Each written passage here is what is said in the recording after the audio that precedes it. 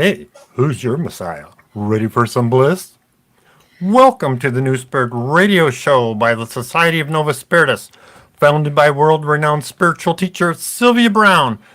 Today's date should be March 20th of 2024. Oh, that's what my computer says.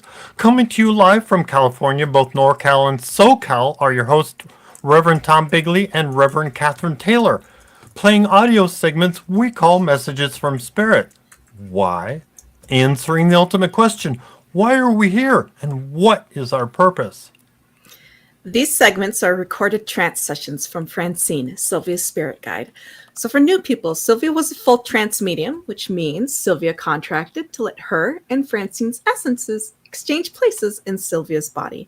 And we think of our bodies being similar to a car. One driver gets out and another driver gets in. And this allowed Francine to share spiritual knowledge with us directly from the other side.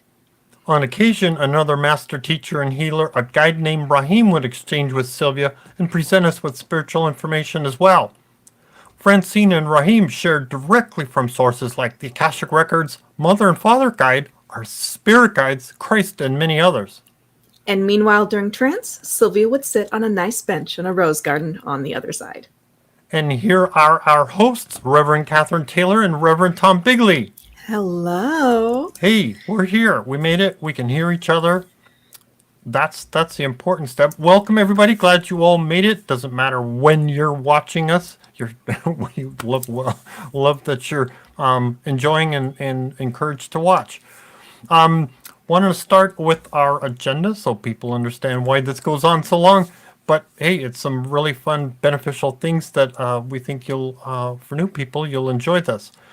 We start out with announcements, and then we love to follow that by how did you use Novus Spiritus philosophy? And for those that are familiar, now's a fun time to start posting in chat your ideas and how did you use the philosophy. I'll follow that by a moment of silence for special prayers. Then we get into the trance segments. We can participate in a meditation. I'll talk about some closing notes, and then we have our special prayer ceremony called a novena. After that, I ask you to find something to appreciate, whether it's your fingernails or your hair follicles. And then we conclude with a prayer by Sylvia. However, one of the first things is our ASMR portion of our event here. There we go. And yeah, if you want to light a candle where you're at, if that's appropriate for the location, yes, that's encouraged as well. Fun. Let's see. Oh, I like to follow that by announcements, which in this case, please do. Why is that telling me that? Never mind. Sorry. Please do share, promote, like, subscribe, and click on the bell. Also, you can donate either by credit card or Venmo by going to our website, and would like to welcome all the new subscribers and followers. Really appreciate your finding us and following. That helps gets us out and encourages both these platforms. So we're on Facebook and YouTube. Encourages those systems to share with others. Also, don't miss out on Chris's question specials if you go to his website, Chris Dufresne. His website is chrisrightnow.com, and put your email in. You'll get notices when there are specials available. Let's see. Sorry, I'm lost in my tabs over here. Tabulating. Fun. I did that. Now we like to share. I trust people have been posting in chat. How did you use Novus philosophy? Are you going to point at me, point at you? We're going to do rock, scissors, paper, or are we just going to, how you want to do this? I'll volunteer to go first today. All right. So I have been focused on health from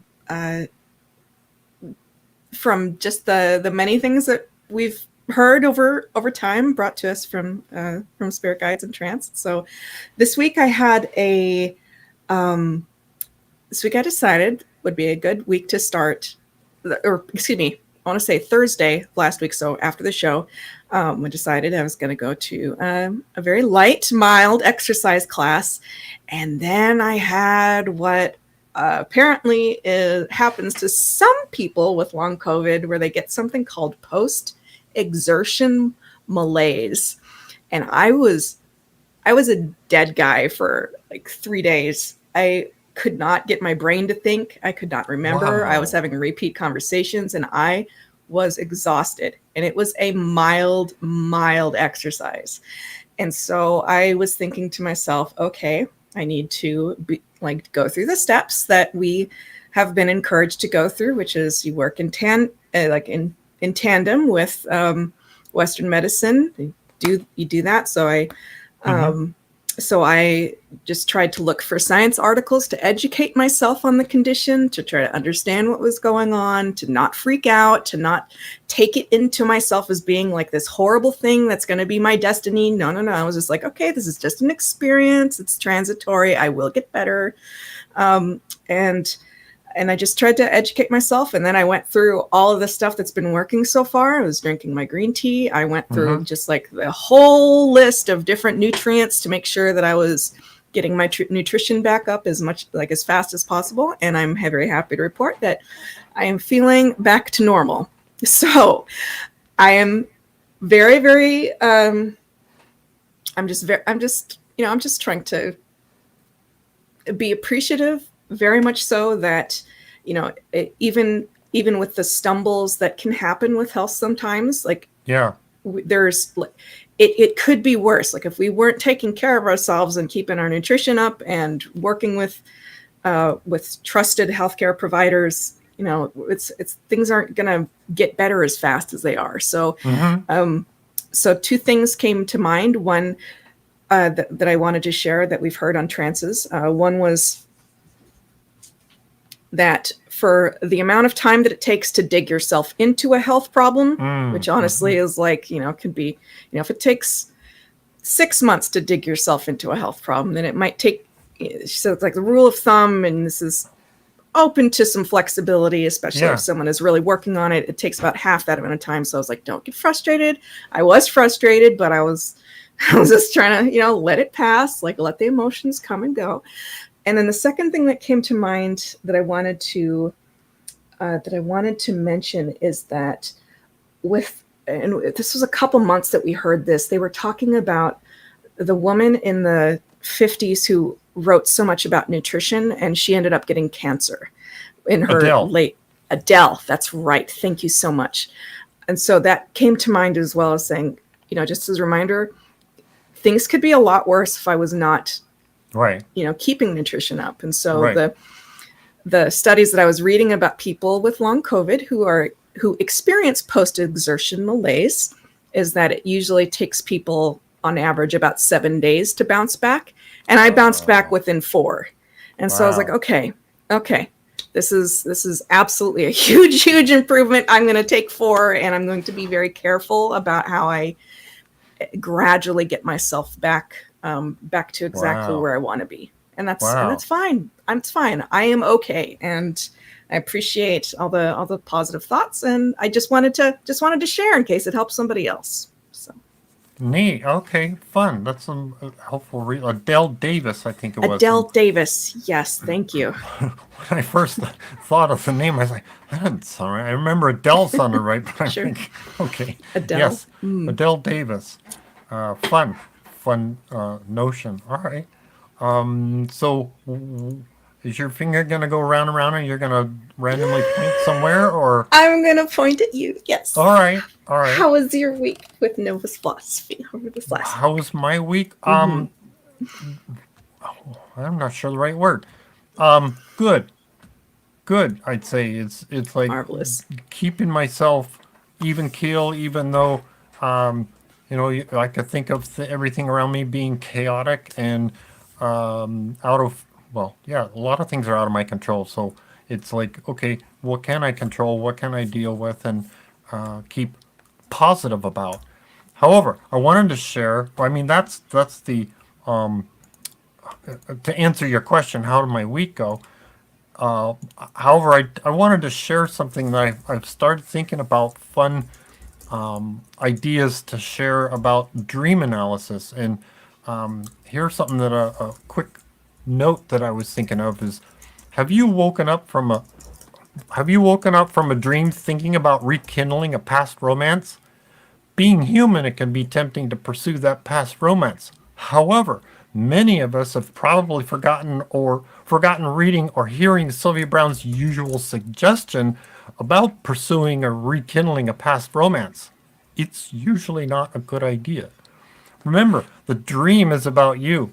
Romance may be the very thing that you are not giving or doing for yourself. What do I mean? Romance yourself? Well, ask me for suggestions. What are some suggestions? Well, do you care for yourself? Do you are you kind to yourself? Do you encourage yourself? Do you and some people like to take themselves on dates. Do you take yourself out on a date or give yourself a time to say, "Hey, I'm going to do this for me." One helpful example is when you're watching this show, did you turn your phone off so no one can bother you or interrupt you? Or even with the Sunday services, I encourage that as well. Fantastic.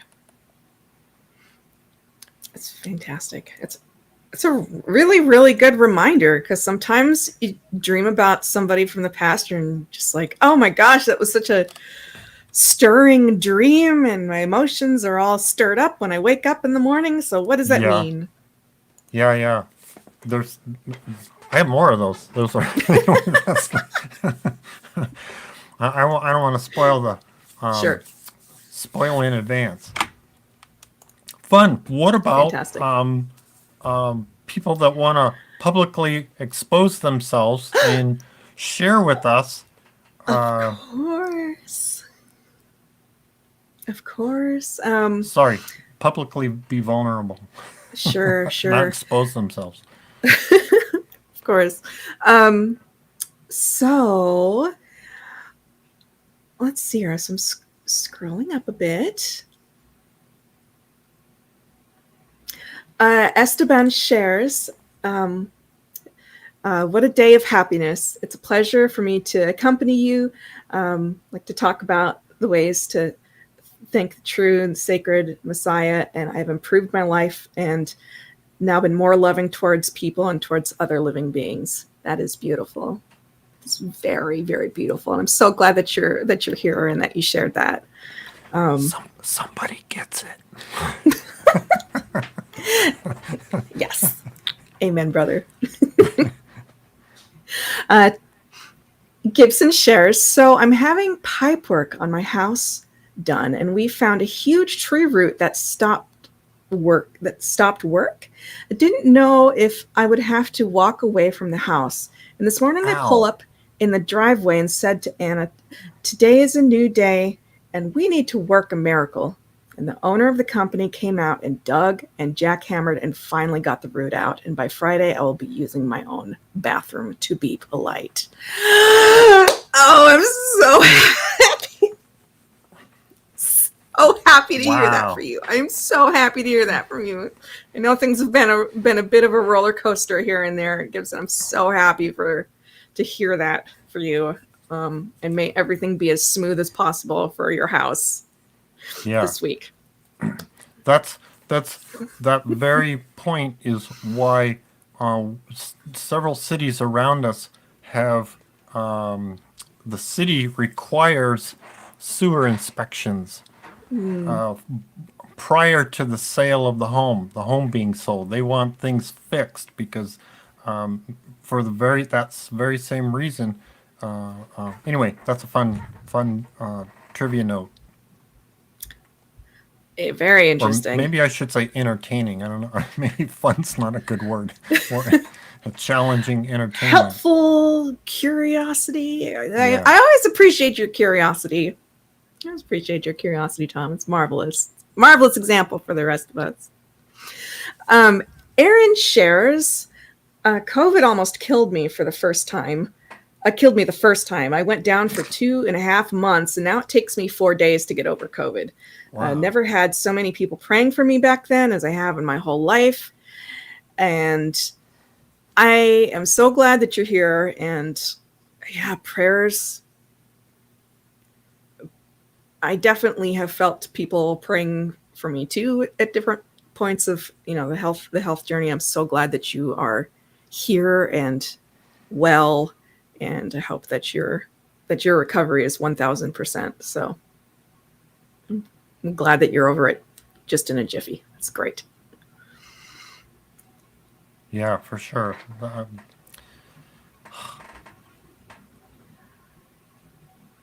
Yeah. Reverend Danny, hello. How are you today? He says, I petitioned ASNA and Novus prayer chain and to speed up my worker compensation legal settlement to come to a positive conclusion. And the next day I had a settlement check. Nice. Yes, that is fantastic. I'm so happy to hear that. God, it must be a huge relief. And my family actually just had something come to conclusion too that we've been praying over as well. So I don't have permission to share it, but I'll just say thank you for prayers coming through. Good. Thank you, Asna. Yeah. Good.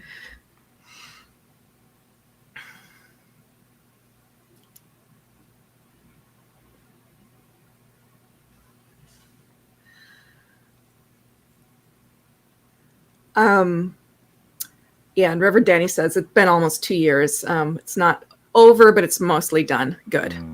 Good. Wow. Yeah. Old School says, I'm glad to hear you've recovered in a few days, Kat. Sometimes just taking a shower can be too much. And I've been dealing with long COVID for over 3 years now. Yeah, I'm in a similar boat. Old School, if you ever felt like sending me an email, go for it. I'd be happy to just share. I'd be happy to just listen. But if you want to know the things that I've done and like studies that I've found, I'd be very happy to share. So my email address is all right. It's right there in the corner. But you don't have to. I'm just saying it's an open invitation to you or to anybody. I'm glad to share things that I've learned, and hopefully you can be on the mend as soon as possible as well. So I'll keep you in my prayers for sure. Susanna asked, do you think sometimes we get sick for a reason, like to just slow down for a few days? Not deathly ill, but just like colds, etc. Ding, ding, ding, ding, ding. Tom, what are your thoughts on this? Well, I'm just saying she won the award. Yes. She what's the word? If you're playing a TV game show and you get the answer, you get the ding, ding, ding, ding, ding. Yes. Yeah. That's very possible that's what that's for. Yeah. Yes, that is a possibility. Some illnesses are absolutely charted. We're going to hear a little bit about that today, actually, because we are going to be talking about the chart of Princess Diana. So, going to hear something about how about final exit points and what that can look like. Because everybody has to get sick, otherwise we'd just be saving each other constantly, over and over and over. No one would ever pass away. So some things are charted, including like Sylvia talked about how she hurt her foot, I think, because she needed to slow down for a little bit. So it can happen with an injury or an illness, is my understanding. So, good question. So glad that you asked. Sonia shares, last couple of weeks have been a roller coaster of feelings and emotions awakening. Please, I pray for the best outcome for all of us. I'll be happy to pray for you. Mm-hmm. Absolutely.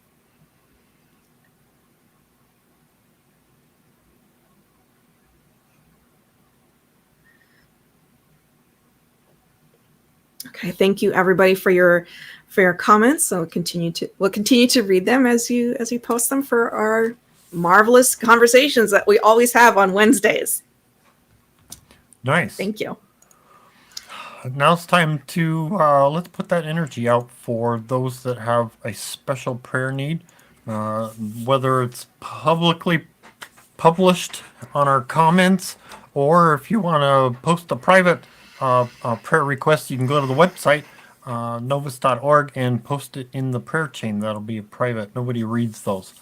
However, now it's fun time. Let's stop and visualize what these outcomes are for things that you think could use some help for people, friends, or just things going on around this planet that could use some positive energy and a resolution, a positive resolution.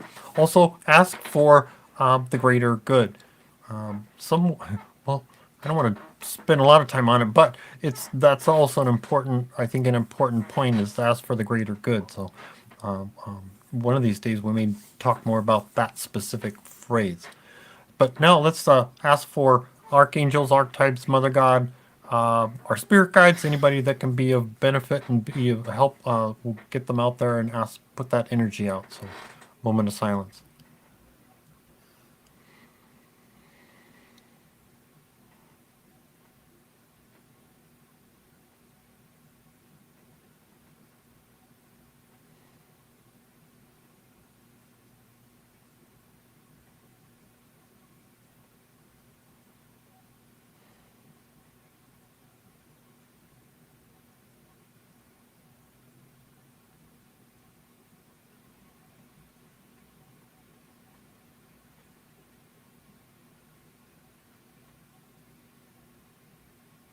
Amen. Amen. And of course, be the prayer. If you see a need, fill it. Oh, let's see. Oh, if you are streaming challenged, you can. We have a conference call phone number you can call in on while we are live, and that number is 888-534-2696. You're welcome to call in on that. You can listen live, and we do appreciate that you stay muted so that everybody else on the call has a wonderful trance, listens to wonderful trance sessions. Let's see. Oh, now it's time for trance segments. Marvelous. So we're listening to a brand new trance with Francine. And the date is September 15th, 1997. So she's going to start by just saying that today we're talking about the death of Princess Diana. Description of a sacrifice life. Quote, good is perpetuated by God. Darkness is allowed. Sometimes darkness needs to be lanced. A wobble and stabilize chart. The noncaring and introspection of the monarchy was a type of darkness. A psychic can't see this lancing that needs to take place when it's about to happen. It's completely domed. And clarification that most final acts of a person's life are domed. We don't see it. Our psychics can't see it. All right. Here we go. I was going to talk about something very different tonight, but I will get to that in the following weeks. But tonight I want to address a phenomena that we have never discussed before. And I think it points to the advent of what has occurred in these last, let's say in your time, few weeks. And that is the death of Princess Diana. This is a, notwithstanding an exit point. But this is where it perfectly comes into a crystallized view of what we call a sacrifice life. And this sacrifice life has to do with, this is how it goes in essence. There is darkness afoot in the land, so to speak. There is darkness that comes from even monarchy. This doesn't have to be black darkness, but darkness of neglect, darkness of pompous, darkness of ego, darkness of intrinsic self-indulgence, which has not been unlike the Windsors, the Tudors, the Stuarts, that have come down for many, many centuries. When darkness is allowed, and only by God's time is it allowed, because everything by God is allowed. Good is perpetuated by God. Darkness is allowed. There's a big difference. After a while, darkness hits such a peak, it's like an abscess, that something must lance it in order not to be graphic, but to let the infection pour out. These people will deliberately come in at a point in time, and their chart reads like this. Hers did, because we mulled over her chart, as we did of Joan of Arc and many of these others, what we call, and strangely enough, not to disregard you men, because there's been great El Cids and so many great leaders of males, but notice also that we have these females that come in and create these arrows to penetrate the darkness. And that's because you'll see more and more of them now, only because this is coming into the feminine time. We certainly have had many, many thousands of males that have done this. Now you're going to see the females start to come up. In mulling over her chart and specifically looking at it, she had what we call the Wobble and then Stabilize chart. And she did. If you look at her life very carefully, she came in as almost an novitiate, you might say. Very much like some of you that are ministers or first came to Gnosticism were wobbling. What do I believe in? Is this right? Doesn't this sound crazy? Maybe it doesn't. I think I'll stay around for a while. And then all of a sudden it cements in. Same thing. She wobbled. She went through her own purgation.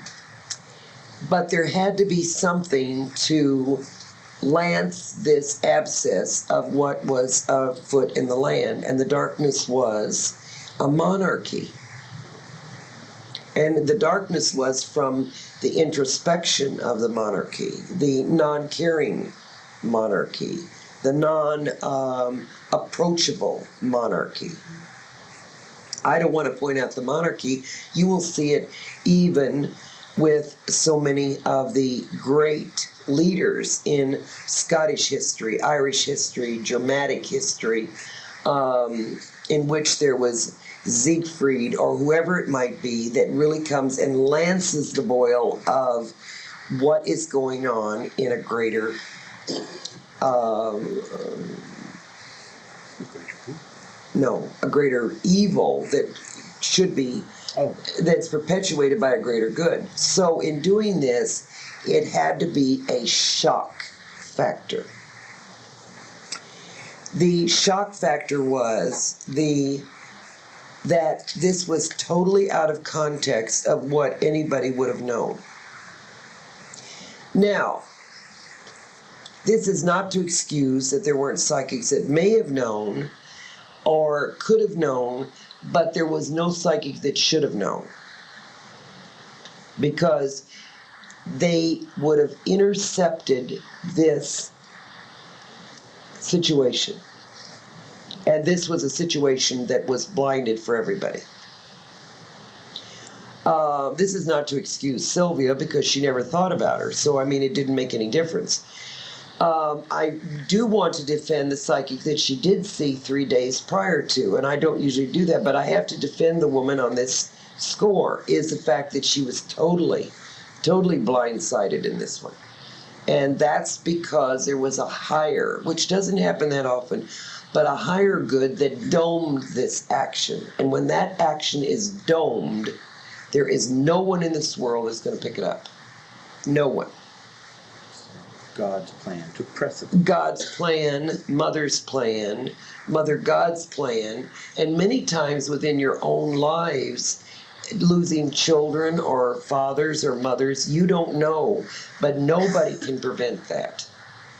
Because that situation may have been domed that no one could get through. See, and this also, if you go out and tell people this, you will also be able to rid people of a lot of guilt, because there's a lot of people who are even in this place today who say to themselves, I wish I'd have been with my mother at the last moment. I wish I could have been with my sister, my brother, I wish I could have done this. No, there's no way, because most final acts are domed. They are isolated from view, because that's the final exit. And think logically now, because we're all Gnostics and we think logically. If it weren't domed, you would constantly have people coming in and saving their life, and nothing would ever get completed. So you would never have any lancing of, or just on a very realistic level, you wouldn't have anybody exiting. Everybody would be saving your life forever. And that's why it's so ridiculous to get mad at medicine, to get mad at even someone in a car. Not that we don't want to punish the reckless driver or the person who is drunk or whatever, because those need to be punished for the greater good, to keep mankind from falling into the state of what? Drunkenness or out of control, whether it's drugs or whatever. Man was never meant to be out of control. So her death was even hidden from a lot of us. We did not know it, we did not see it. Later on, council convened immediately and told us they had even set up a time schedule of which she would have come through.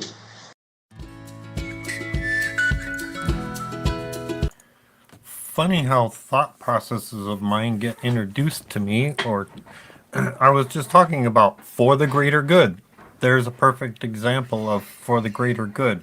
When we're asking for things, asking for, special prayers for things, and we think, oh, this would be the best thing for that person. We'd like to have it. Well, okay, then it comes back to Francine was just talking about, how do you complete the chart?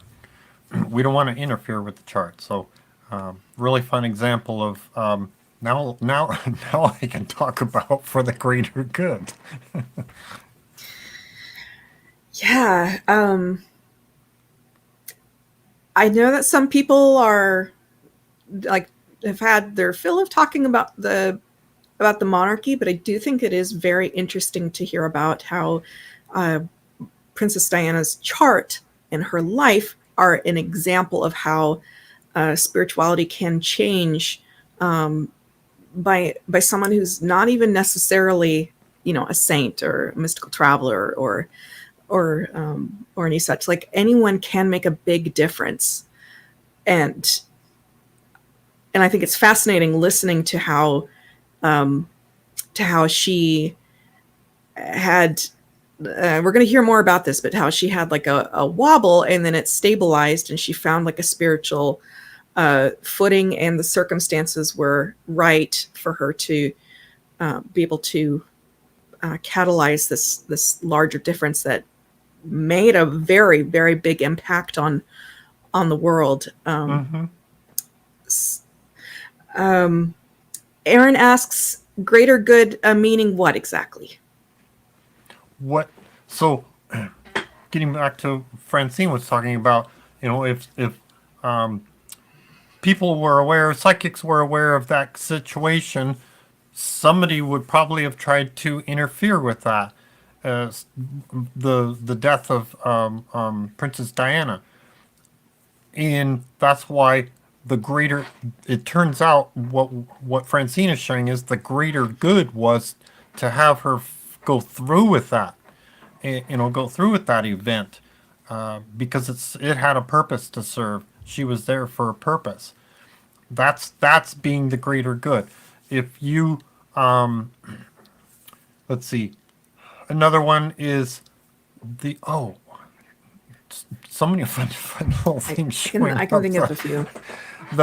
the story of in one of Sylvia's books, the lady that found her child drowned in the pool, and she's like, oh my god, I want her back, and I don't recall the exact story of who and what, but it turned out that the baby was revived, but wasn't normal as you and I would think of as a normal child, and I think the angel said you'll Had a have her, delay. or Asna said you'll have her for like 3 years or something like that, and then on that, like the eve of the third year, the soul just went. So she got the baby, it was able to keep the baby for 3 more years. The greater good is the event. What did we chart to experience? What did we have the curiosity? What did we have the curiosity on the other side to come here to experience? That's where, yeah, it sounds easy for me to say it, and then yeah, when I when I get into, oh my God, what like I feel I'm emotionally in trouble kind of thing. It's like, yeah, what is the lesson? What are we here for? So the greater good is the lesson to serve our curiosity of experiences here. Absolutely. But still ask for the help. Maybe, Yes. maybe. So, another fun example. You've charted, I think of the blue hat versus the car crashing. So, when if you've charted to have your car wrecked, okay, ask for it just to get a paint scratch versus, totaling the car. Minimize it, but you'll still get the experience of something happening to your car. So the greater good is, yes, you had an accident to fulfill that curiosity of experiencing something happening to your car. But yes, you can ask for it to be minimized so that, hey, if just the paint getting scratched satisfies that unique curiosity, that's a that falls under the greater good. Some other examples I can think of.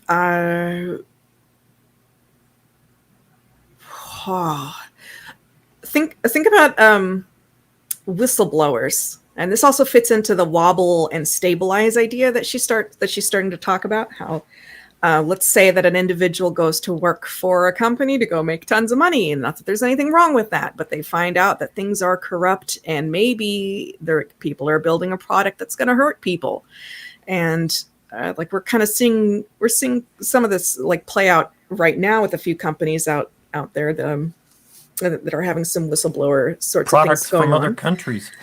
Products from other countries. Go ahead.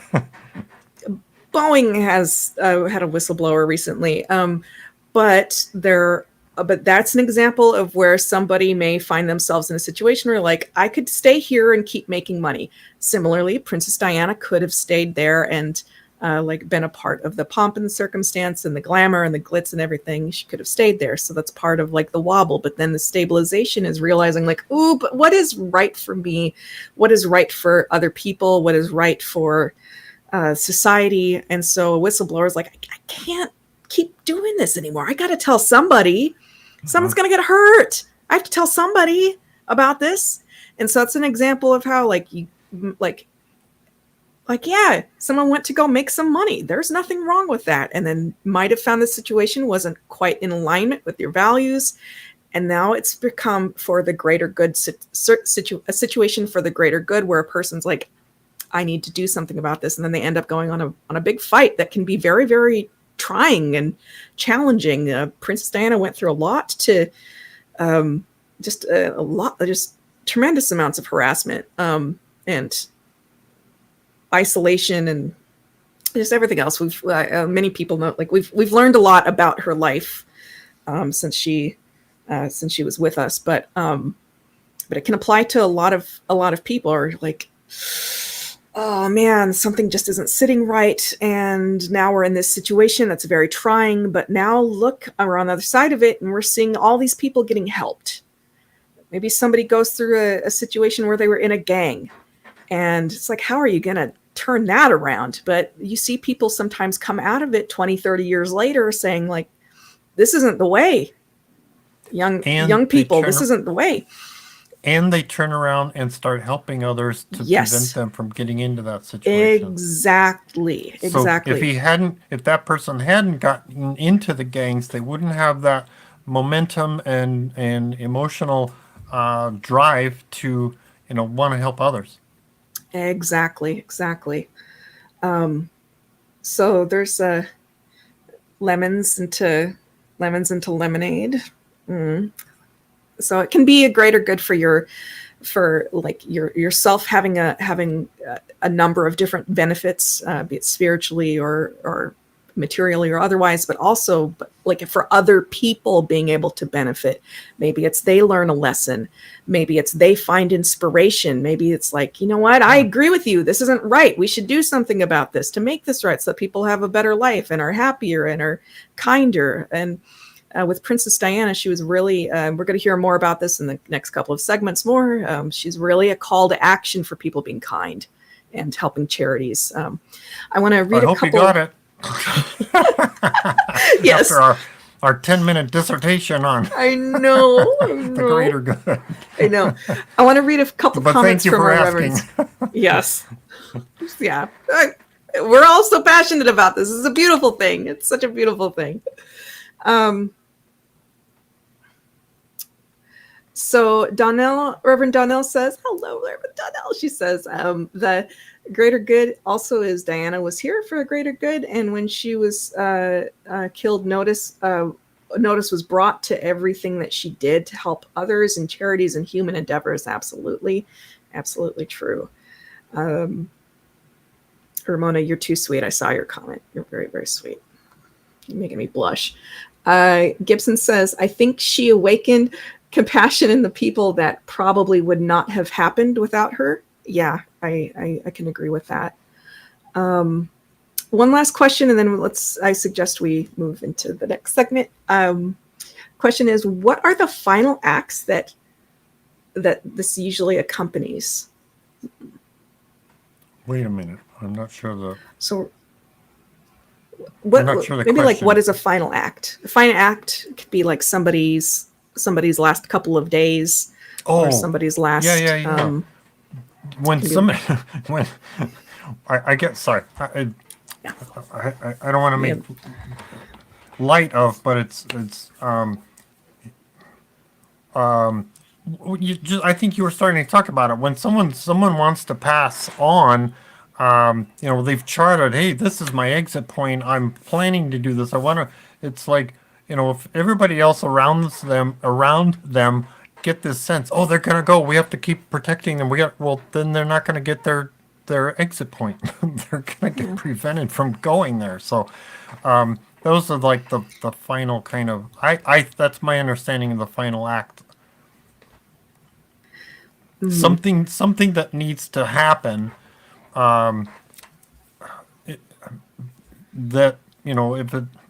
Something that needs to happen to perpetuate or influence or create another major point in a chart, like be it like a nation's chart or a group's chart. So like a final act could be 9/11. People were having dreams about fire, but nobody like saw 9/11 happening in advance.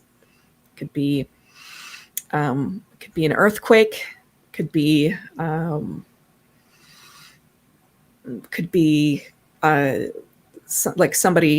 public figure dying in a very kind of shocking way.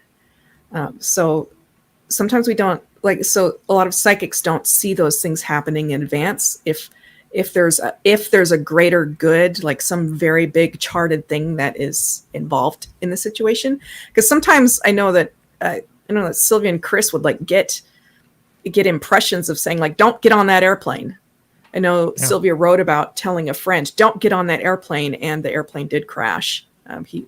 So that person in that instance, the psychic was able to see a situation where he didn't need to die for necessarily like this huge grand purpose. She was able to get this information of like, don't get on the airplane. Yeah. So Gave her a selection. Hey, if you weren't aware, you could get on, but this is you charted to have a reading with Sylvia, and Sylvia gave you an opportunity to make a choice. yeah. All right, great questions. Reverend Effie is here. Hello, Reverend Effie. It's great to see you. And she shares that some companies have begun a whistleblower telephone line to dial in anonymously, to make it make sure that things are going in the right, ethical, safe direction, which is great. All right, so let's move on to our second segment. Play it now? No, I'm just kidding. Go ahead. Okay, so we're going to hear an actual verbatim quote from the other side, from Princess Diana. People need to not just be fed up with the monarchy's introversion, but rather to look at our own introversion. You don't need to live to be 80 to have a good, long, happy life. Some commentary about the Princes Charles, William, and Harry. Mother Theresa. And Princess Diana had an experiencer life.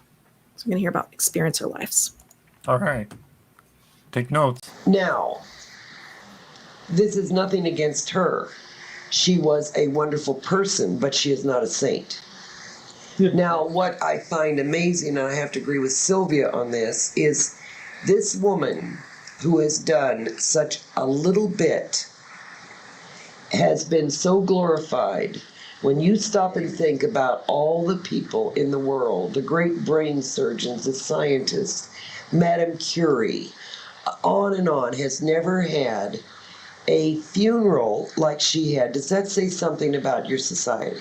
Yes, kind of spirit. It says a very tragic thing about your society. Yeah. Where I got that from was from Di herself. She said, isn't that sad that I had only a few years in public life to go around with pretty clothes on. This is her exact verbatim words she gave to us the other day. And I was eulogized as being a savior when all these people who have done such a marvelous job, self-sacrificing job, never had the funeral she had. It is a sad commentary that the country, the whole country as a whole, will look to glamour and excellence. And it does have to do with the identification. But now if you look at the other side of the scope, it had to be that magnificent, maybe, for people to realize that they must start looking at each other. She says, if, and every person who comes in as a messenger says this, if people would only look beyond my death to what it really meant and what my deeds were, then they'll get the picture. But not, oh, did Elvis die in vain? Did Diana die in vain and no one loved her? Look at the bigger picture of this. Shows everyone, it should be the larger picture, that you cannot be isolated, especially whether you're in public life or not. Everybody should be out there doing good works. And because you do good works, are you going to die for it? No, but in sharp contrast to the good works that were done, to the bad works or no works that were done by the monarchy, it showed almost a mini society. Don't you see how that magnifies society? You have some people that stand behind their iron gates, that hole up in their own world, and then the other ones are out there in the street, holding hands, giving love out. And the people now, whether they realize it or not, on a subconscious or conscious level, are fed up with the introversion of the monarchy. What they should look at is a larger picture. Are they introverted? Are they part of the monarchy-like, or are they the Diana-like? And like her brother said, she's a huntress, isn't she? She was a huntress. And so should we be the huntress of souls and make it better. Otherwise, we become like the monarchy. And that's what her death was for. Sure, we can say that her death was very immature, that she didn't get to live her life. Yes, she did. Even a person who lives to be 21, if they've done something, even a child who lives to be 3, if they've done something, if they've created a better good, have lived out their lifespan. You don't have to live to be 80 to have a wonderful, happy, long life. There are many people who live to be 80 that wish they'd have gone at 20. So it has nothing to do with the longevity of life. Everybody wants a long life. Why? I ask you. Or saying, and I know it's terribly tragic to lose a child, but to say you want your child to grow up and have what? The same happy, wonderful life you've had? Not gonna happen. Yes. Well, we've seen a lot of spiritual pivotal points for society. Is this going to be a catalyst for philanthropy that's going to affect society now? And will we see the breakdown of the walls? I want to see it will not hit everybody, but it certainly will start getting, you see, the one thing about Britain, and I don't want to just pick on Britain, and it becomes from the austerity of the Parliament, and that's all they had to look at, the Parliament and the monarchy. Now, with her being out there, you're going to see those rocks begin to crumble, because they will never allow Charles to be king. If he is, he will only be a transient king to make ready for William. Yes. It was a very small show of emotion by the boys because it was television and everything, I presume. How has this impacted them? The oldest one, terribly hard. The youngest one is much more, non-committal. I mean, he misses his mother, but William will, strangely enough, rise to the occasion. But it's been terribly hard on him because he looks more like his mother. He is more like his mother. And he's going to really do a change about. It's not because of the monarchy, but what you're seeing is a complete reversal of darkness to light. And very rarely will you ever live to see, not even in Mahatma Gandhi's time, not even in Mother Teresa's time, this had more of an impact. Because it was backing up against a so rigid society that was so behind closed doors. Yes. Mentioning Mother Teresa, I know that for me it had an impact with her going and all of her works that she did. Really made me think about, well, what am I doing? Really, what am I doing? And was this kind of coupled together for a reason, or was that just totally isolated? See, what's very strange is there was so much comparable to Diana and Mother Teresa. And you may not believe this, but Mother Teresa may have taken the vow of poverty, but she had so much wealth you will never believe. There have been at least $118 million given to Mother Teresa for her hospices, her hospitals, and all of her professional. I'm not against her for that. I'm just saying they never showed the places where she came from, which I don't think anybody would have minded. You can't take away from the woman that she was out in the streets, though. So if that has made you awaken to the fact that I do want to get out and help somebody, that's what it was for. That's what the death was for. Yes. Flip back a bit to your statement about Di's chart. You said first it wobbled and then it stabilized. My question is this. What is the wobble? Was the wobble her decision point whether to buy into the wealth and the isolation? No. Experiencing life, that's what she had. She was an experiencer. And the experiencing life is a very strange life. It's like Sylvia's life. It is written more goes. So when she got to a certain point, she could have negated that death and gone on and lived out her life. But she stabilized at such a point that she really, really wanted to go. Okay, so she wanted to leave. Was there ever was part of the wobble the decision whether to pierce that abscess or to just buy into it and keep the money and fuss? Yes, absolutely. That was her choice. So her spiritual wobble, if you will, was that decision point. Just live out a life with enough money. With all the money and not to worry. Or to go ahead and pierce that. That's what I said. It was the option. All right, so that's the She had a fork road.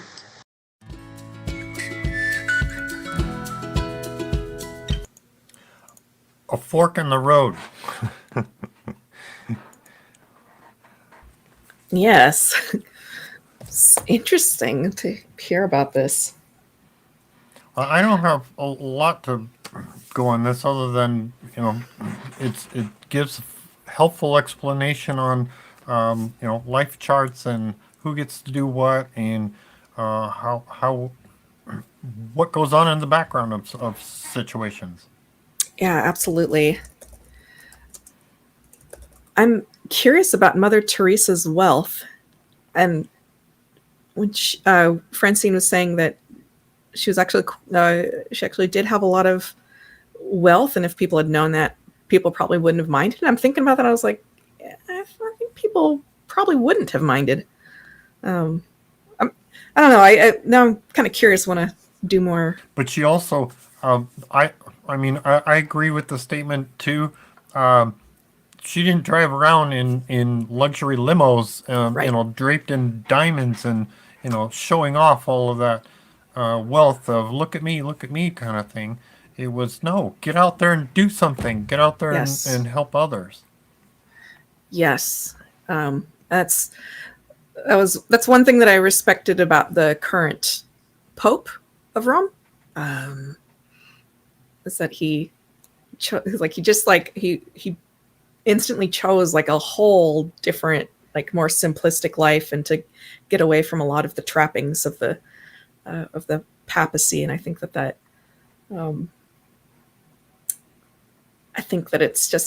it's really nice to see people living an example. Mm-hmm. Mm-hmm. Really nice to see living an example. Not that there's anything wrong with wealth. That is, like, wealth Right. itself is okay. Prosperity is okay. It's not an evil thing to have or to want. But again, Can we like, still to have underline. Can we still have our cat of nine tails to Oh, prostrate no. ourselves? No, banned. No. Just be okay. It's okay Yeah. if you're wealthy. It's okay. You don't have to give everything away. But it is about helping. Because, like, okay, so you're in a place of privilege if one has wealth and prosperity. That's great. But the way to handle privilege, what she's saying, is you just help other people, and that's okay. That is a good thing. That's what it's about. So I think that's very, very healthy, and I really appreciate hearing about it. So. Cool. Yeah. Any comments? Somebody asked $118 million. Yeah, I'm really curious about Mother Teresa's life now. And that's great that she had so many people donate towards the hospices and hospitals that she was helping with. So, it's interesting. Kind of taking a look at the comments. I think we're kind of good on comments right now. It's Yvonne. Reverend Effie says, it's amazing even today, Princess Diana is very much alive in people's hearts. Yeah, that is really interesting. It's just an interesting phenomenon. And let's see here. Yvonne says, it's too bad Francine could have read Prince William and Harry's charts. Yeah, it's hard to judge everything that goes on in such a public family. There's so much that I think, people in general have to be careful of, to not judge them. But it is, we're going to hear some commentary about from Francine about Diana having spent time with someone who is a person of color, and hearing some more insight about that, and kind of gives some context as to what's going on with the current dynamic between the brothers, Harry and William. I just wish them well. I wish them healing. I wish them health. I just everything. And because it just sounds like there's still there's just a lot of pain in that family. So send the blessings like anybody. Yeah, they have their lessons to experience. Absolutely. Well, I guess we can listen to the third segment then and just transition right into that. All right. So our final segment, we have a child's chart can say that there's an unknown blank spot where something is going to go missing, and they don't know if who that is. Quote, there was no way the monarchy was going to see their blonde princess have a person of color in her life.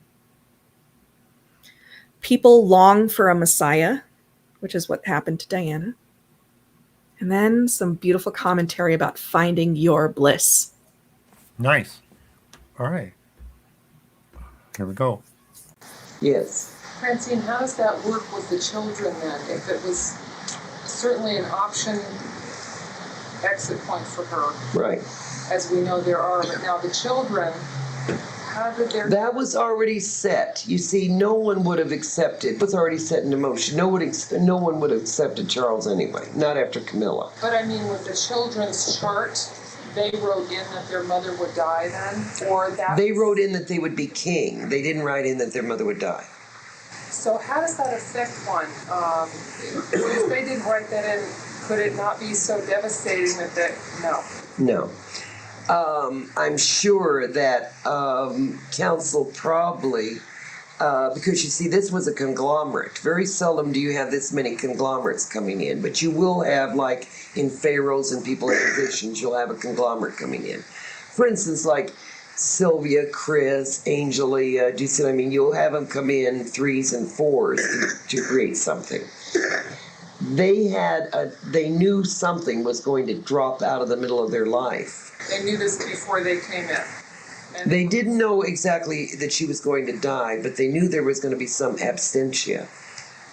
Does this fall into the same kind of thing that a child of, let's say, a parent that commits suicide who's chemically off, is it the same thing? Exactly. So that child didn't necessarily write in that their parent would die, but it was open to that? It was open to that, yes.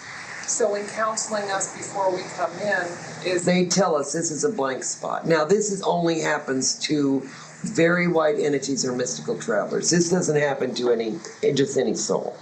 Because the souls it's almost like when you were younger and you were in a reading group that might have been slow, you were the cardinals. You go in one room and the bluebirds come in the other. So the bluebirds, let's say the white entities, come in and they're grilled on this. It's very much like going into war.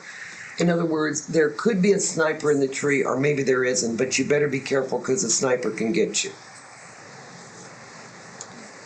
And that's what is so amazing about mystical travelers and white entities, because there are more things up for grabs, as we say, in their life than there is for dark entities. Dark entities' charts always are the same. Destruction, destruction, destruction, destruction. Kind of makes me think that truly, the more knowledge we're getting along lines, it truly is easy to see why this is considered hell. Oh. And more to come. Absolutely, absolutely. But there will be a time after the year 2000 that you're going to see a great sweep of spirituality that will come for at least 20 years that you're going to really be riding high. I mean, all of you that are white entities and ministers and mystical travelers, you'll really see that then after the year 2000, rather than thinking it's going to be a horrible Armageddon, you're going to see that it's a revamping of all this. That's the beauty of that. The changes that come, I think, are magnificent, not miserable. Oh, it is hell. Now, you can go home tonight and say, oh my God, what if I die now? And maybe it was in my chart and I'm going to leave my children No, I would be enough to know that. Why I was, now see, Raheem knew this, I didn't. Does that mean that I was stupid? No, I'm very much like Sylvia. I was so involved with what she was doing, I wasn't thinking about world affairs. But Raheem put it very succinctly in the fact that this was coming down for quite a while. And very much like our Lord, she didn't ask that it be taken away. She just really gave consent to it. I will tell you this, and I'm not privy to tell you any more than this, but what seemed to be an accident was not. There is much more that's going to be revealed. But please keep in mind, regardless of who had their hand in it, it wouldn't have made any difference. If it would have been there or somewhere else, I will say this much to you though. There is no way the monarchy was going to see that their blonde princess was going to have anyone in her life such as an Person of color. Yes, a person of color. And that's all I will say about it. Yes. The large amount of following on this and the funeral and all the flowers and everything. Is there going to be, or does council, have they said anything? Is there going to be any vast amount, 5%, 10% of the people that supposedly felt this tragedy? Are they going to do anything about it? Are they going to turn to help other people? Oh, yes. That's what I'm saying. That's what, even if there was only 3%, it would be more than there was before. And I think what it has done is it not only cracked Britain's veneer, but it cracked other people's veneer. Yes. Elsewhere throughout. Oh, absolutely. It rippled effect. But what the tragedy was is why a blonde, glamorous woman would have to create it rather than just someone who had given their life. We see people every day in the streets or in homes that have hospices that have given their life. Mm-hmm. But it's an amazing thing because here's the arrow that pierces. And this little bitty woman that was over in the squalors of India. So these, and what better life would you have than to have this kind of remembrance? I mean, how many people could you say would have lived and died and never made a mark? But I think it's very much like she said. It makes one not want to be remembered, but certainly do something for the people, be remembered in the hearts of people that you've helped. And you see what's tragic is, here again, everybody wants a Messiah. They don't care how they get it, just as long as they get one. And that's a real sad situation, that religion has failed people so much that, and this is certainly not against Diana, but it shows the longing in people's heart and the willingness to vent emotion over someone that they didn't even know. It shows a deficiency in mankind. So what you have to do as Gnostics is fill that deficiency. By example, go out and help one person. Don't keep turning your head away. You don't have time. You don't want to go to a lecture. You don't want to go to church. You don't want to go to purgation. You don't want to do a few meditations. You don't want to help somebody in need. No, you can't do that. You can no longer afford to do that because your joy after the year 2000 will, I promise you, will be commensurate on what you've done in your life. There is when you're going to see how big your cup is. The people who have little cups are not going to have any feeling about it all. People who have large cups are going to be full of bliss. There will always be aggravations in life, but the year 2000, even though we passed it 6 years ago because everyone thinks it's the year 2000, doesn't make any difference. The bliss will come for those, and some of you have already started to get your bliss. The feeling of filling up with joy, even if it only comes transient at times. Even if it only is stopping the car and letting somebody pass in front of you, or just walking over and patting somebody's hand, or giving money to somebody on the street, even though you may know in your heart they're going to go get a bottle of wine. It's in the act of doing it that is so important. It's not in what they do with it. Rather than always be worrying about, and I'm not against this because I believe like our Lord, and let's call her Our Lady, and God, the Father, really believes in pairing off. But if your mind is only set on just who are you going to have in your life, you're going to really, really, really have a problem with ever finding anything beyond that. If you give, I promise you, if you give your heart and soul to God and Mother God, your partner will find you.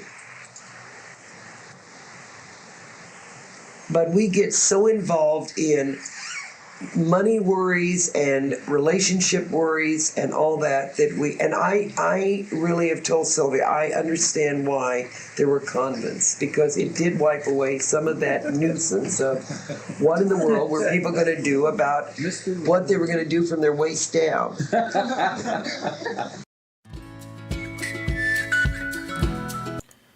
Does Novus need to start a convent?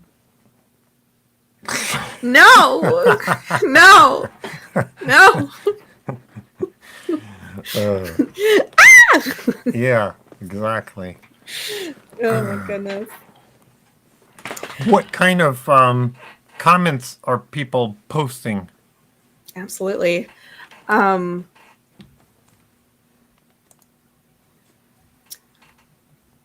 Reverend Effie says, find your bliss. Find what your soul naturally pulls you towards and what you want to do in this lifetime. It can be teaching, music, nursing, caregiving, artistry. It's an authentic extension of you. Oh, yes, absolutely. Amen. Erin comments saying, I remember her interview and she said she was the people's princess in people's hearts. Yeah. She was. She absolutely was. Old School asks, Tom, do you do dream analysis? Yes, I do. Marvelous. How might one get dream analysis with Tom? Let's see. You can go to the Novus website and look at dream analysis on where to contact me to sign up for get a session. Marvelous. Aaron's comments saying music and art is definitely part of us, especially nurses' aid. An aid nurses' aid, like an aid for nurses. Music and art, yeah. The like music and art, it activates so many parts of the brain, and it helps integrate us so that we heal physically as well as emotionally and spiritually. It's so beautiful to do those things for almost to just take care of ourselves as self-care. Yvonne says, can somebody explain what Sylvia meant by the desert period in your chart? She said that some people can have this desert period for like 20 years for some people. Oh my goodness. Oh, do you have some thoughts, Tom? Those are sometimes challenging. That one in particular, desert periods Yikes. It's think of it as a metaphor in your life that you feel like you're just walking through a desert. You're getting up every day and okay, I gotta get up, I gotta go eat and take care of myself, go to work. It's just the routine of being out in it. If you were to be walking in a desert, it's all sand, it's all sand, it's all that may be what it feels like. One of the things I've thought about when I think I'm doing, in that time frame is starting to hone in on programming. Visualizing what it is that I'd like to accomplish or do or experience. You can also ask, what is the lesson? Is it, what's the lesson, and see what is presented to you. It is a challenging time, and I don't remember which book it's written in. There's a bit of a description on desert periods.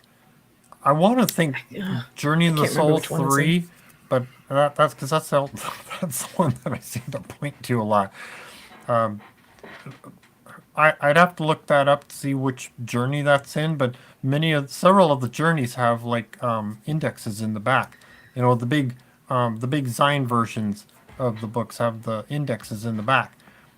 So that's kind of the gist of it. It's a you feel like you're in a foxhole and there's no radio. You're not getting anything or not inspired or uh, um, no. There is a difference between depression and your desert period, and um, sometimes yeah, that can be a challenge of differentiating between the two, or hopefully they don't come together at the same Mm-hmm. time. So um, it's one day at a time. Ask for the lessons. Be visualizing what you would like to be accomplishing, what you'd like to do, and ask for that lesson to be shortened as well. Absolutely. Life's lessons, isn't there? I was just reading that, and I can't remember if the desert period was mentioned in there.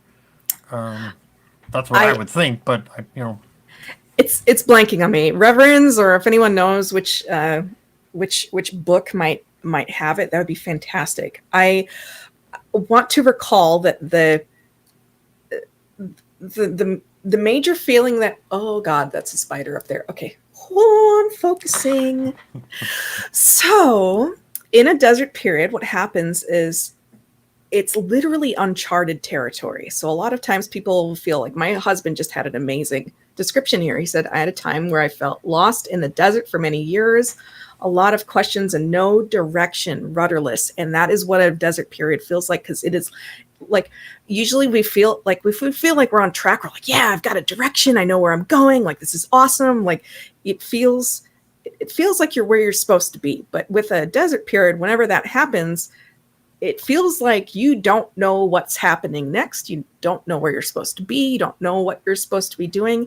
And that can lead to the soul starting to like welcome in like some really, really like angsty, awful feelings. So Rahim once, like years ago, gave a lecture on desert periods can be similar to having like in between each exit point, there's like a test period that can be the desert period. It's an uncharted test. So you've got 5 exit points and 6, what is it? 6 windows. Call them windows. Opportunities, windows of opportunity, or just the some kind of lesson Windows. to go in there.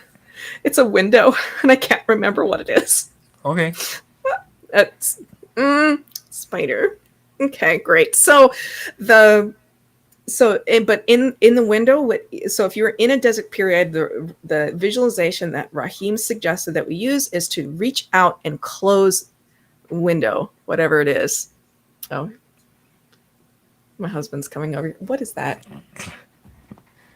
What is that? Yes. Thank you. You're an angel. So Exterminator. oh, he's the best. He's just wonderful. Thank you. Thank you. Okay, great. Wonderful. I am a happy wife. Thank you. Happy wife, happy life. Thank you. Love you.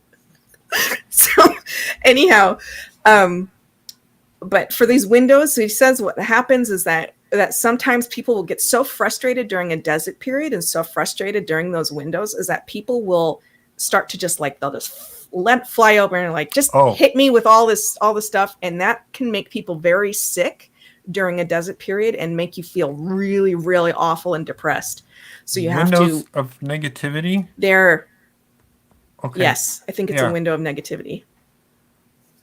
So, and then in the case of psychosis, he says what can happen is that people will actually go through the window. They'll just completely join with the forces, and it takes a really talented healer to pull somebody back into sanity, and then it takes a while to bounce back from that. So that's some more background on what a desert period can look like. So the offering is there that when things are flying at you and you feel rudderless, feels like there's no direction, just take a breath. So use your tools of protection. Say, I don't know what might happen today or this week or this month, but I am going to meet it with all of God's love, all of God's angels. We are going to make this just as positive an experience as possible. If any lessons are here to be learned, let me learn them with grace and let them be minimized as much as possible. And I'm just going to give myself permission to relax, because sometimes there's nothing going on in a desert period. There's nothing going on at all. And it's like, well, what am I going to do? You can do art. You can relax. You can take a walk. You can take a hike. You can call a friend and cry about how, like, I feel so rudderless right now, and just vent some of that emotion off. And those are all beautiful things. Romancing yourself. Yes, romancing yourself, just as you talked about at the very start. Absolutely. And Julie shares its Journey of the Soul topic 4. Soul's Perfection has info on spiritual desert periods. Thank you, Julie. Thank you.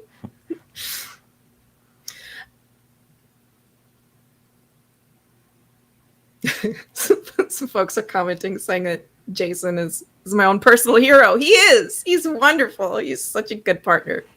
This is amazing. All right, we have a question. Aaron asks, hold on, what does it mean when you occasionally dream about sharks?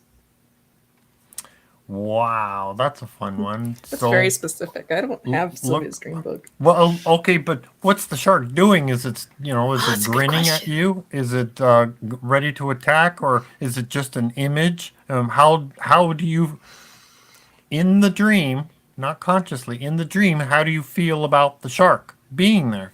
So that's kind of an open-ended, like, what's the shark mean? It's how did you feel about it? So if you get comments, I'm happy to share for fun. What first thing comes to mind is, it's about you.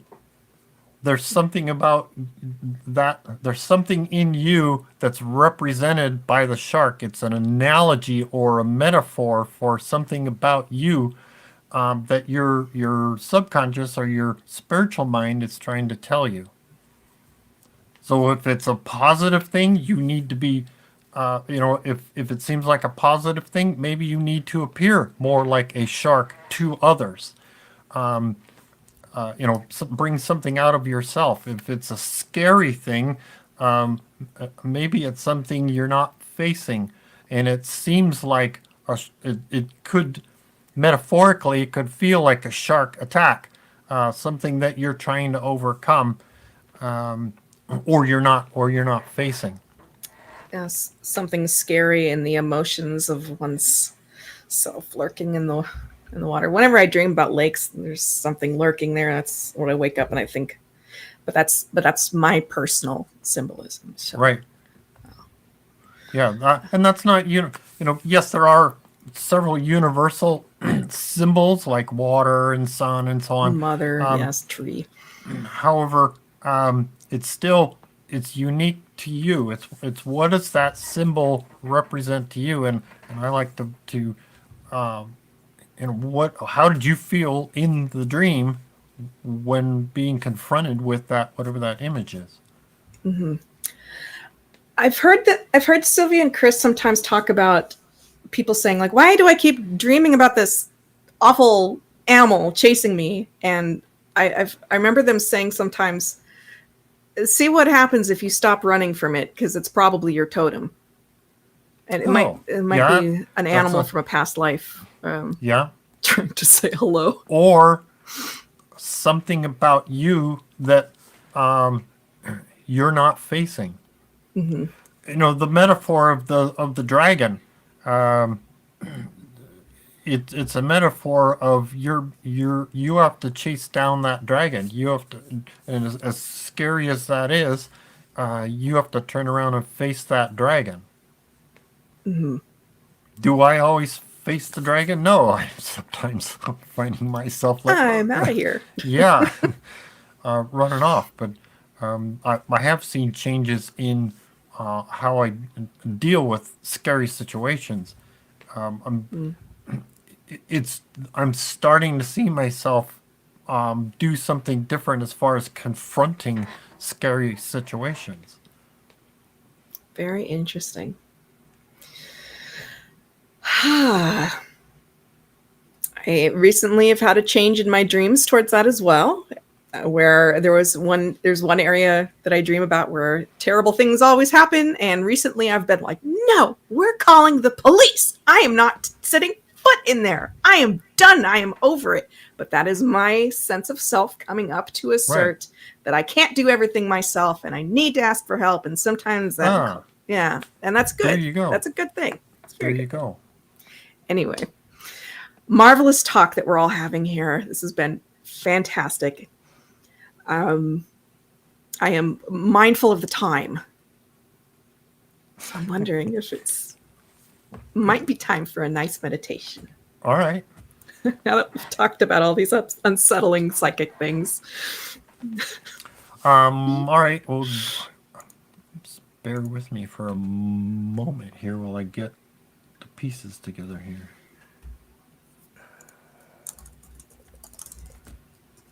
Okay. Now it's time we encourage you to sit with your feet flat on the floor and your palms upward on your lap to receive that wonderful healing, rejuvenating, gracious energy from the other side. This is one of these fun short meditations from Sylvia. And if you need to pay attention to what you're doing, don't pay attention to us, but by all means come back and listen to these wonderful meditations in the on-demand. For the rest of us, we're going to take a few deep breaths. Find yourself a comfortable place to sit with your feet flat on the floor and your palms upward on your lap. Now, take 3 deep breaths to start relaxing the mind and the body.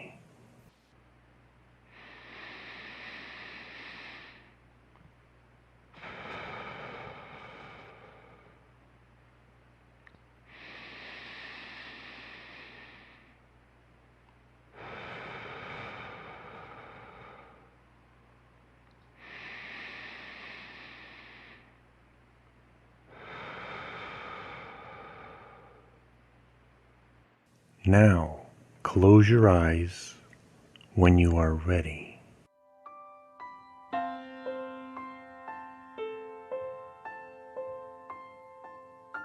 Healing embrace. I want to take you on a journey. Surround yourself with the purple light, the royal color of spirituality. Both you and I are asking for rows upon rows of people to all come around you in a circle, to bless and care for you, your spirit guides, the archetypes, everyone whom you've ever loved and who has loved you, whether in your past lives or this one, your dear pets who have passed on, children that you've lost, fathers or husbands who you think are not there. A mist appears and hangs heavily around you. You're a little afraid to walk because you can't see far in front of you. Much like this life. However, you feel warm hands on you and the love of a mother or grandmother who comes back. You feel them press you to move forward. All these people surround you now, and you are standing in a beautiful meadow.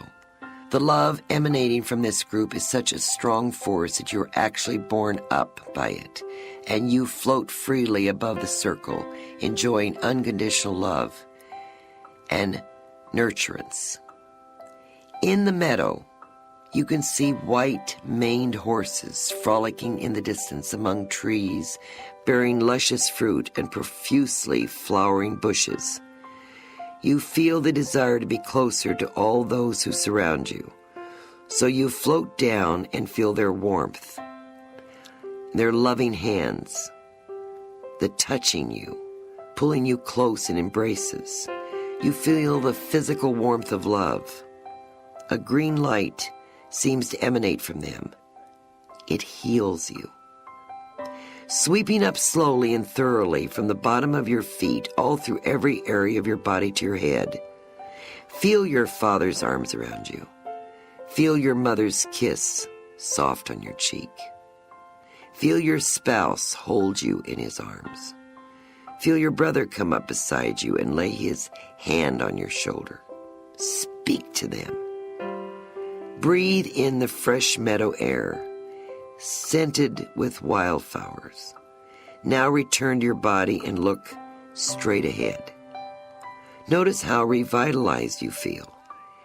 Each time you do this, I promise you, you will be healed completely.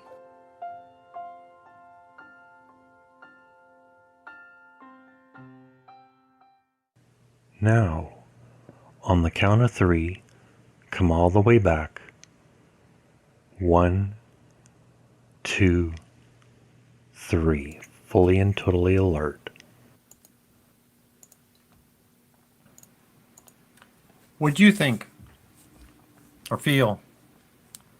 It's beautiful. I like how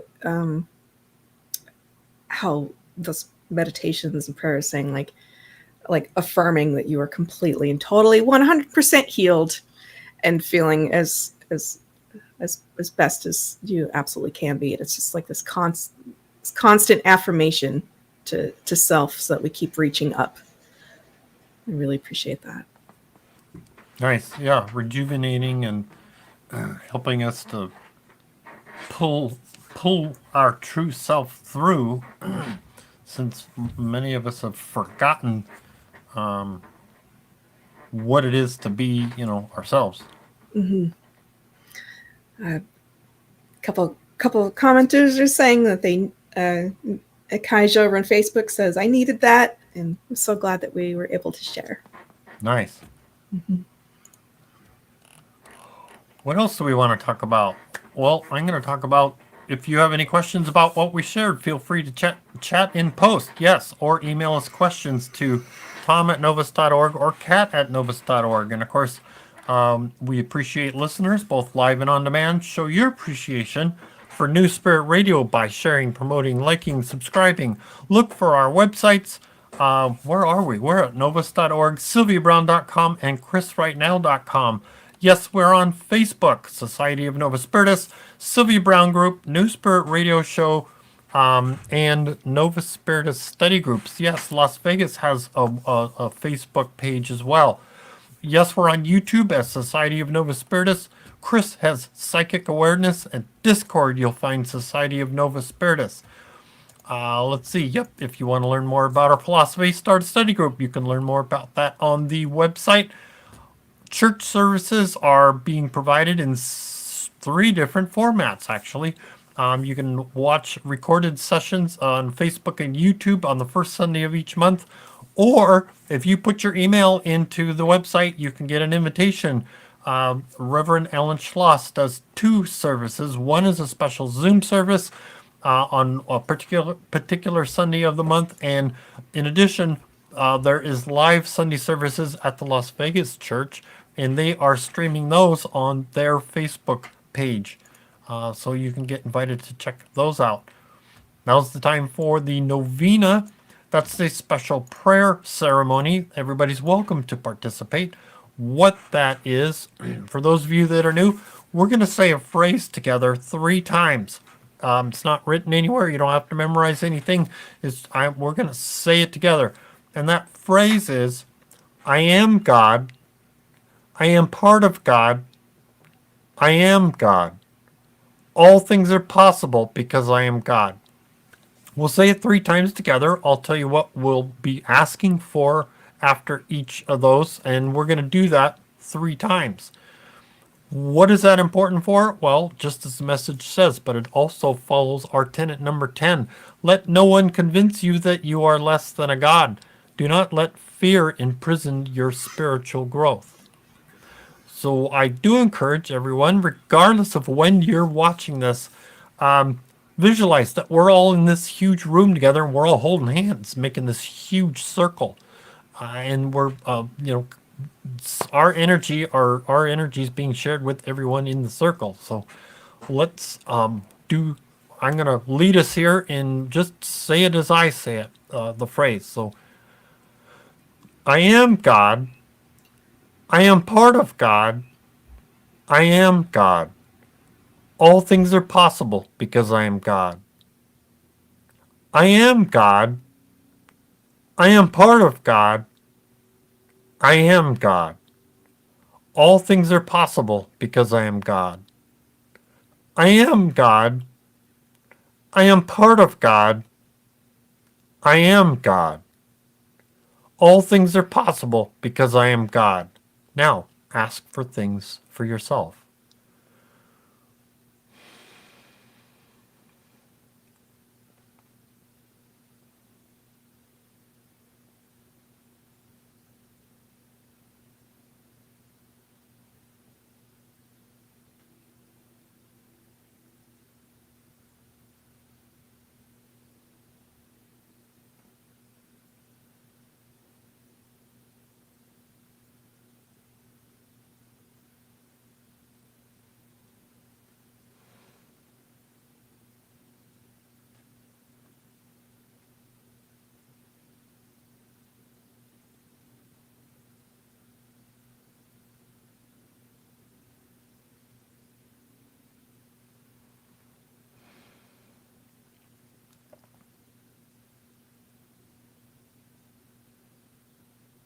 Okay, the next one. I am God. I am part of God. I am God. All things are possible because I am God. I am God. I am part of God. I am God. All things are possible because I am God. I am God. I am part of God. I am God. All things are possible because I am God. Now ask for things for others.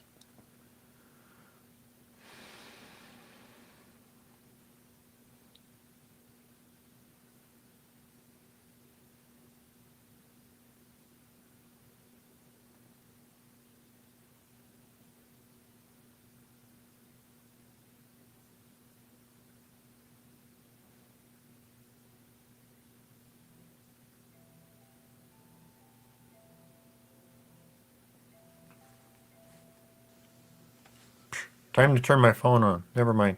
Okay, the last one. I am God.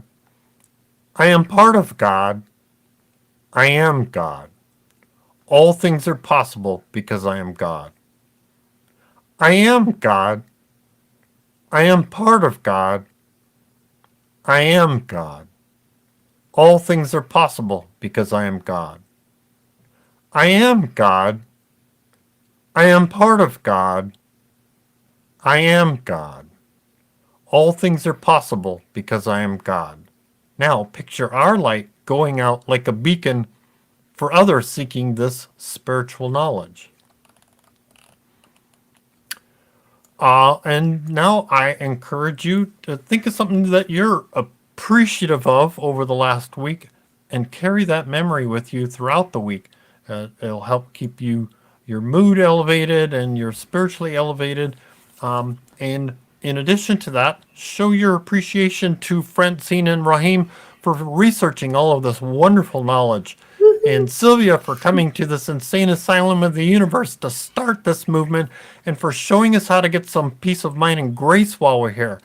And of course, Asna for helping us and protecting us. And Father God for providing us the most prestigious school for us to experience, learn, and satisfy our unique spark of curiosity. Appreciate Bob Ingle for helping with some of the graphics and audio. And of course, we love Sammy and Javon for our wonderful theme music that we have. For the show, writing, setup, and hosting is Reverend Catherine Taylor. Editing, technical direction, and hosting is Reverend Tom Bigley. And now, a prayer by Sylvia. Where?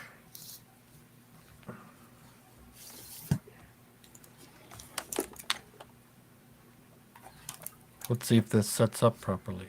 Yep, here we go. Prayer by Sylvia. Prayer for house blessing.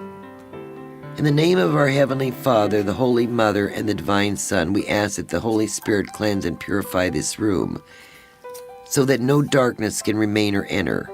Encompass this room completely and wholly with your love and your protection. Amen. Note, after all the rooms are blessed, the following prayers should be said for the individuals there.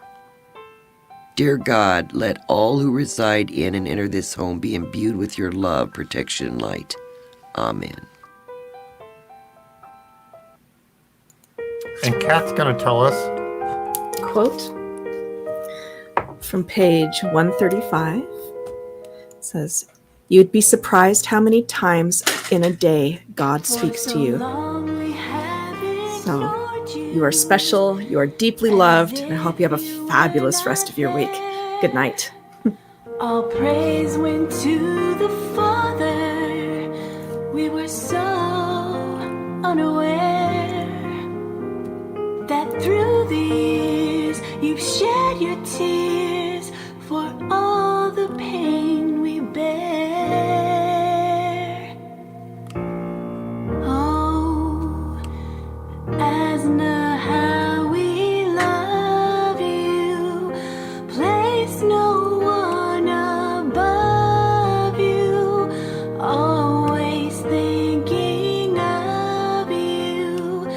Bless your name. You are Mother God. You've planted every blade of grass, creator of the stars. And when I'm feeling down and out, you mend my broken heart.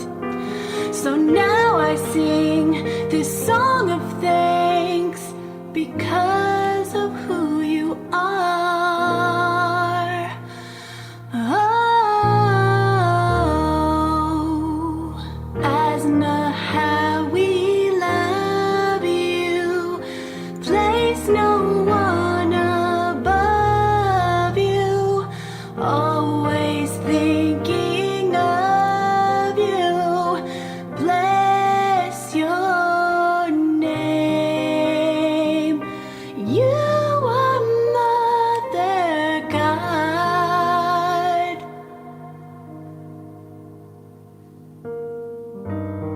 You're more than a friend to me. You give me